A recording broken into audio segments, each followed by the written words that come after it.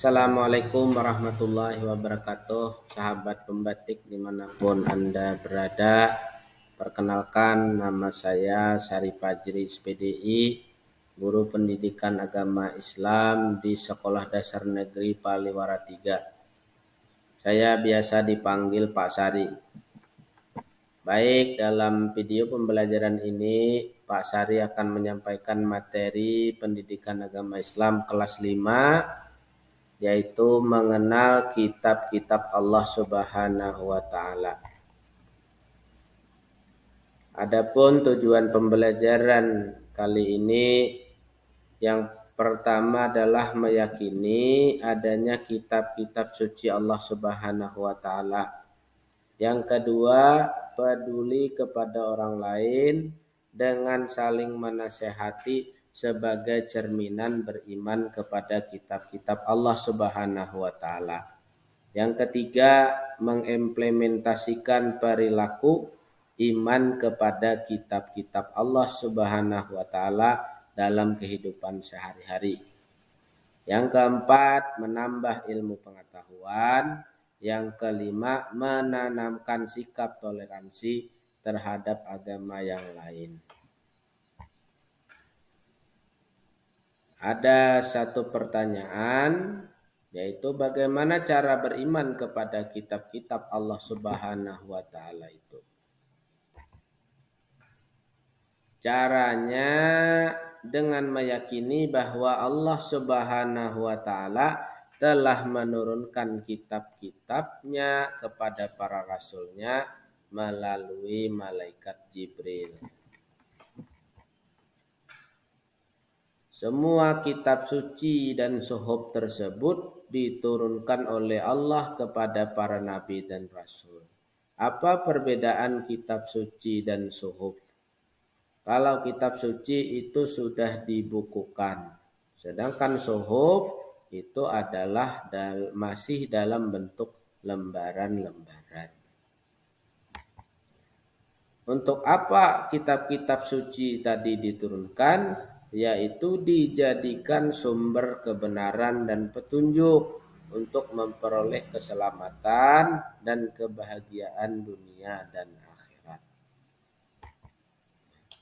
Nama-nama kitab suci Allah Subhanahu wa taala itu ada 4. Yang pertama adalah kitab Taurat. Kitab Taurat diturunkan kepada Nabi Musa alaihi salam kurang lebih pada abad 12 sebelum Masehi di daerah Israel dan Mesir. Kitab Taurat menggunakan bahasa Ibrani. Yang kedua adalah kitab Zabur. Kitab Zabur diturunkan kepada Nabi Daud alaihi salam.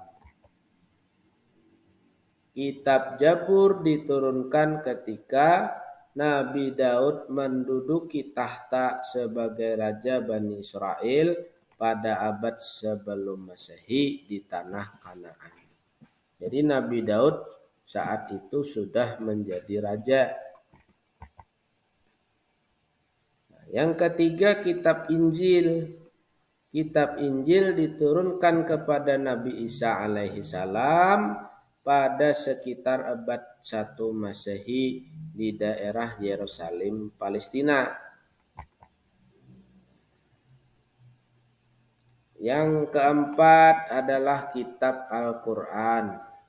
Ini adalah kitab yang masih ada sampai saat ini, kita pelajari dan kita baca serta masih kita amalkan daripada kandungannya, yaitu kitab Al-Quran. Mulai diturunkan kepada Nabi Muhammad SAW pada abad 6 Masehi di Mekah.